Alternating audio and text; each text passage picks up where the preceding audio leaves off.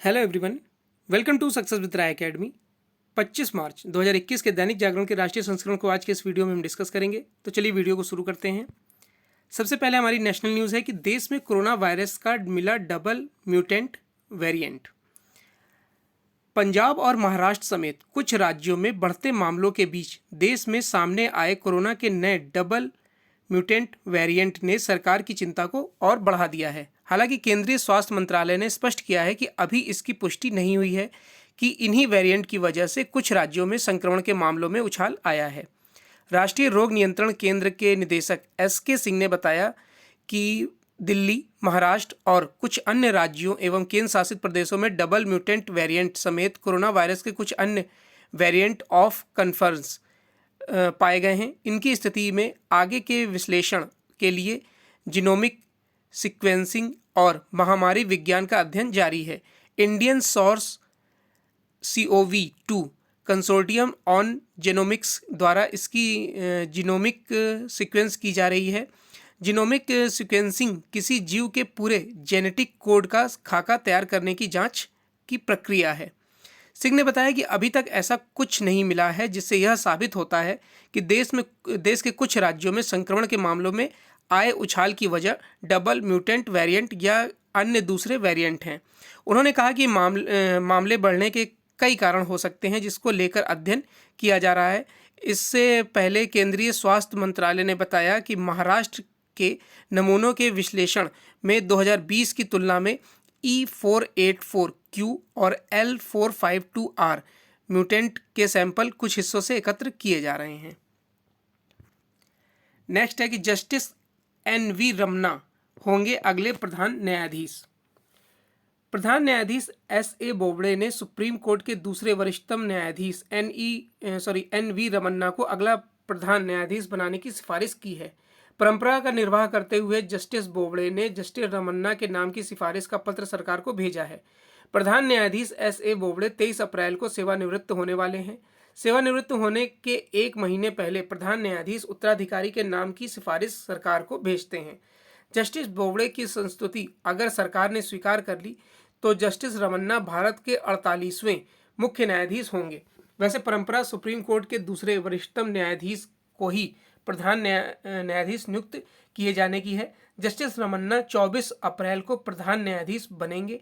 वे 1 साल 4 महीने chief justice रहेंगे। नेक्स्ट है इंदौर के शरद पगारे को व्यास सम्मान। साहित्य के क्षेत्र में योगदान के लिए दिया जाने वाला प्रतिष्ठित व्यास सम्मान इस बार मध्य प्रदेश के इंदौर निवासी वरिष्ठ साहित्यकार शरद पगारे को दिया जाएगा। नई दिल्ली के बिरला फाउंडेशन द्वारा दिए जाने वाले इस सम्मान की घोषणा बुधवार को हुई। 89 वर्षीय पगारे को यह सम्मान वर्ष 2010 में लिखे गए उपन्यास पाटलिपुत्र की सामग्री के लिए दिया जा रहा है। आगामी अक्टूबर माह में सम्मान स्वरूप प्रशस्ति पत्र, स्मृति चिन्ह और 4 लाख रुपए सम्मान निधि से अलंकृत किया जाएगा। 1950 से लेखन कार्य कर रहे पगारे बताते हैं कि उन्होंने समाचार पत्र नई दुनिया से लेखन की शुरुआत की थी।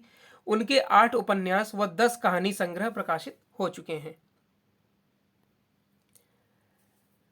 नेक्स्ट है कि दिल्ली सरकार संशोधन विधेयक राज्यसभा में भी पारित। राज्यसभा में बुधवार को राष्ट्रीय राजधानी क्षेत्र दिल्ली सरकार विधेयक पारित हो गया है। उपराज्यपाल के अधिकार बढ़ाने वाले इस विधेयक के सदन में पेश किए जाने के दौरान राज्यसभा में जमकर हंगामा हुआ, जिससे सदन को कई बार स्थगित करना पड़ा। यह विधेयक लोकसभा में बीते सोमवार को पारित हो चुका है। विधेयक पर लंबी चर्चा के दौरान गर्मागर्मी का माहौल बना रहा। पूरा सदन शोर शराबे और हंगामे में डूब गया। विपक्षी दलों के सदस्यों ने सरकार के खिलाफ पीठ के समक्ष आकर नारेबाजी की। विधेयक में यह स्पष्ट किया गया है कि दिल्ली में सरकार का मतलब उपराज्यपाल है। विधेयक के कानून बनने पर दिल्ली सरकार के लिए किसी भी कार्यकारी फैसले से पहले उपराज्यपाल की राय लेना अनिवार्य होगा। विधेयक पारित कराने के लिए मतदान विभाजन की मांग की गई। 45 के मुकाबले 83 मतों से विधेयक पारित हो गया। इसके बाद विपक्षी दलों ने सदन से वॉकआउट कर लिया। इसके बाद विधेयक ने विभिन्न खंडों को ध्वनि मत से पारित करा दिया गया। कांग्रेस और आप समेत विपक्षी दलों ने सभापति के आसन के समीप आकर सरकार के खिलाफ नारेबाजी की। नेक्स्ट न्यूज है, हाईवे पर बनेंगे यात्री सुविधा केंद्र। भारतीय राष्ट्रीय राजमार्ग प्राधिकरण यानी NHAI अगले 5 वर्षों में हाईवे और एक्सप्रेसवे के किनारे 600 से अधिक यात्री सुविधा केंद्रों का निर्माण करेगी।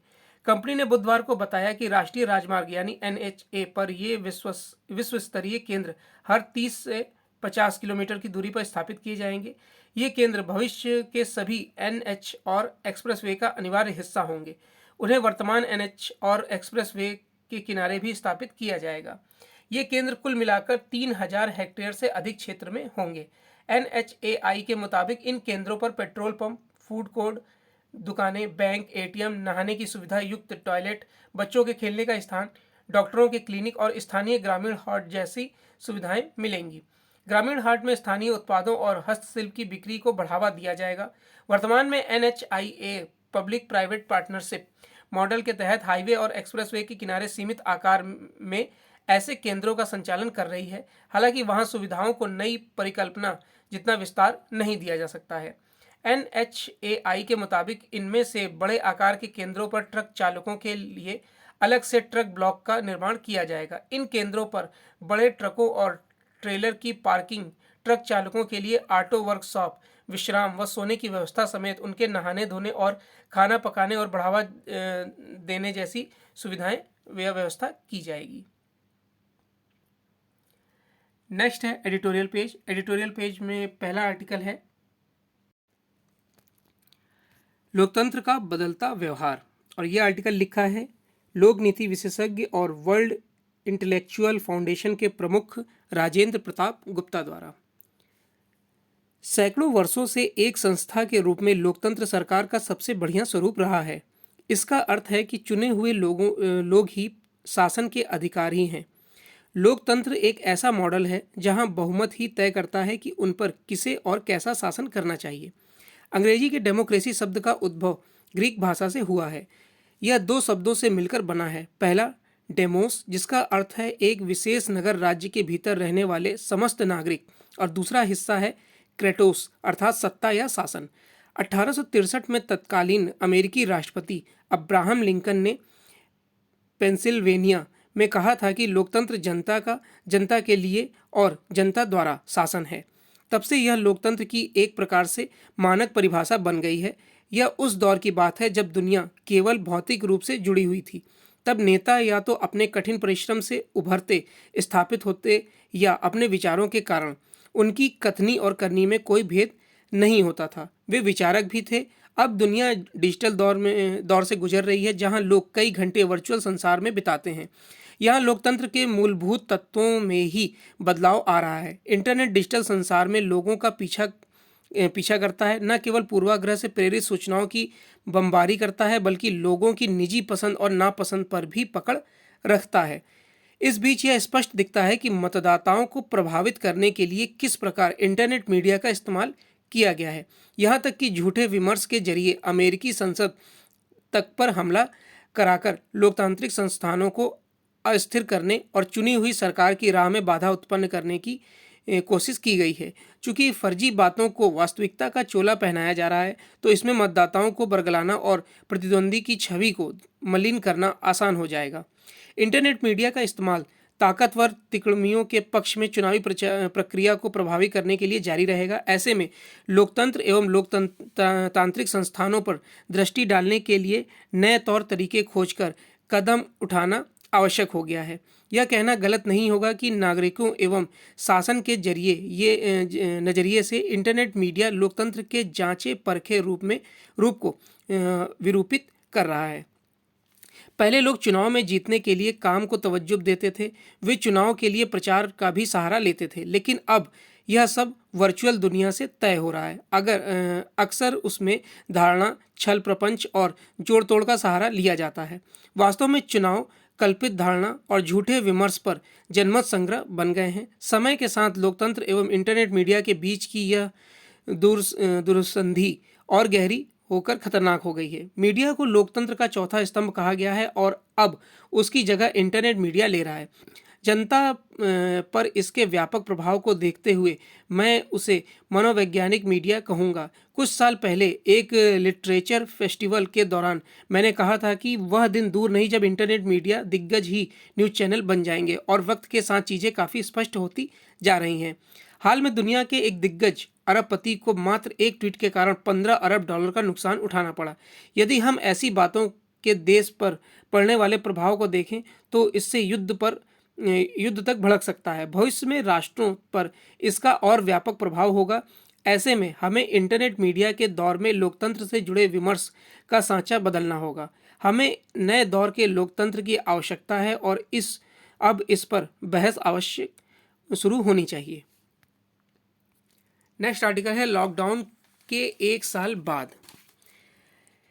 एक साल पहले 24 मार्च को भारत सरकार ने 21 दिनों के लिए देशव्यापी लॉकडाउन की घोषणा की थी, जिसे फिर से 2 हफ्ते और बढ़ाकर 17 मई कर दिया गया था। लॉकडाउन का फैसला भारत में कोरोना के करीब 500 पुष्ट मामले सामने आने के बाद किया गया था। कुछ विशेषज्ञों ने भविष्यवाणी की थी कि जून 2020 की शुरुआत तक 10 लाख लोग कोरोना से संक्रमित होकर अस्पतालों में भर्ती होंगे, जबकि 30 करोड़ लोग कोविड-19 के हल्के संक्रमण के शिकार होंगे।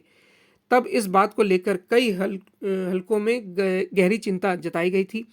एक महामारी का मुकाबला करने के लिए तमाम मापदंडों पर भारत की तैयारी अच्छी नहीं है। ऐसे में अमेरिका को पीछे छोड़ते हुए भारत जल्द ही महामारी का अगला हॉटस्पॉट बन जाएगा।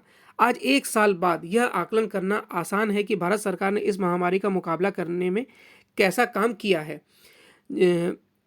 जब कोरोना वायरस ने हमला किया था तब हमारे पास इसके बचाव का कोई उपाय नहीं था और कोई वैक्सीन भी नहीं थी। अब एक साल के अंदर भारत कोरोना रोधी 2 वैक्सीन जो कि कोविशील्ड और भारत बायोटेक की कोवैक्सीन तैयार कर चुका है। यह एक उपलब्धि है जो एक साल में सिर्फ चंद देश ही हासिल कर पाएंगे। इन सबके साथ मोदी सरकार ने देश में हेल्थ केयर के बुनियादी ढांचे में सुधार के लिए बड़ी शुरुआत करते हुए अस्पतालों में सिर्फ एक उपकरणों की खरीद पर ही लगभग 300 करोड़ रुपए खर्च किए हैं। इसके अलावा जुलाई 2020 तक कोविड-19 के इलाज के लिए 2005 से अधिक हेल्थ केयर संस्थानों को स्तरीय बनाने के लिए बुनियादी ढांचे का विकास किया गया है। यह निवेश भविष्य में फायदा देगा। वेंटिलेटर के लिए किया गया भारी खर्च कोविड-19 से निजात पाने के बाद निमोनिया और टीबी के मरीजों के इलाज में मददगार होगा। जब जन स्वास्थ्य सेवा पर खर्च के लिए स्थानीय निकायों को 70,000 करोड़ रुपए दिए गए हैं, जबकि मानव संसाधन में निवेश के साथ ही मेडिकल उपकरणों, वेंटिलेटर, वैक्सीन आदि की उपलब्धता में सुधार पर नए सिरे से ध्यान दिया जा रहा है। भारत अब प्राइमरी हेल्थ केयर से जुड़ी पुरानी खामियों को दुरुस्त करने पर नए सिरे से ध्यान केंद्रित करते हुए भविष्य में किसी भी महामारी का मुकाबला करने के लिए अच्छी तरह तैयार है। नेक्स्ट आर्टिकल है पक्ष विपक्ष के रिश्ते। सत्ता और विपक्ष के बीच कटुता कैसे हालात पैदा करती है, इसका ताज़ा उदाहरण है बिहार विधानसभा में लगातार दूसरे दिन भी हंगामा। इस हंगामे के दौरान धक्का मुक्की से लेकर मारपीट तक देखने को मिली। वैसे तो इस हंगामे के आसार विधानसभा सत्र शुरू होने के पहले ही दिखने लगे थे, लेकिन गत दिवस विपक्ष ने विधानसभा का जिस उग्र तरीके से घेराव किया था उससे यह स्पष्ट हो गया है कि सदन के भीतर भी हालात सामान्य नहीं रहने वाले। इस घेराव के दौरान विपक्ष दल के कार्यकर्ताओं ने पत्थरबाजी करने में भी संकोच नहीं किया। इस पत्थरबाजी में पुलिस कर्मियों के साथ पत्रकार और अन्य लोग भी घायल हुए। आखिर विरोध का यह कौन सा तरीका है? सवाल यह भी है कि क्या विपक्ष यह चाह रहा था कि उसके कार्यकर्ताओं की पत्थरबाजी के जवाब में पुलिस प्रशासन हाथ पर हाथ धरे बैठा रहे? वास्तव में यही सवाल विधानसभा में हुए हंगामे को लेकर भी उठता है। सड़क के बाद सदन में हंगामे की स्थिति इसलिए बनी क्योंकि बिहार विशेष सशस्त्र पुलिस विधेयक की प्रतियां फाड़ने के साथ ही विधानसभा अध्यक्ष को उनके कक्ष में बंद कर दिया गया। स्पोर्ट्स पेज की न्यूज़ है। ऐश्वर्य को ऐतिहासिक स्वर्ण पदक। ऐश्वर्य प्रताप सिंह तोमर ने बुधवार को यहां ISSF विश्व कप में पुरुषों की 50 मीटर राइफल 3 स्पर्धा के फाइनल में ऐतिहासिक स्वर्ण के बाद भारत ने महिलाओं की 25 मीटर पिस्टल स्पर्धा में तीनों पदक जीत लिए, जिसमें चिंकी यादव ने पहला स्थान हासिल किया। ऐश्वर्य 20 साल की उम्र में इस स्पर्धा में स्वर्ण पदक जीतने वाले युवा भारतीय निशानेबाज भी बन गए हैं। उन्होंने doctor Karni Singh shooting range पर 462.5 अंकों के साथ पहला स्थान हासिल किया। भोपाल की चिंकी ने अनुभवी रही सरनबोत के साथ कड़ी प्रतिद्वंदी मनु भाकर को पछाड़ते हुए स्वर्ण पदक अपने नाम किया है। तो ये आज का यानी 25 मार्च 2021 का दैनिक जागरण का राष्ट्रीय संस्करण था। आई होप आपको वीडियो अच्छा लगा होगा। अगर आपको वीडियो अच्छा लगा हो तो लाइक और शेयर कर दीजिएगा। वीडियो देखने के लिए धन्यवाद।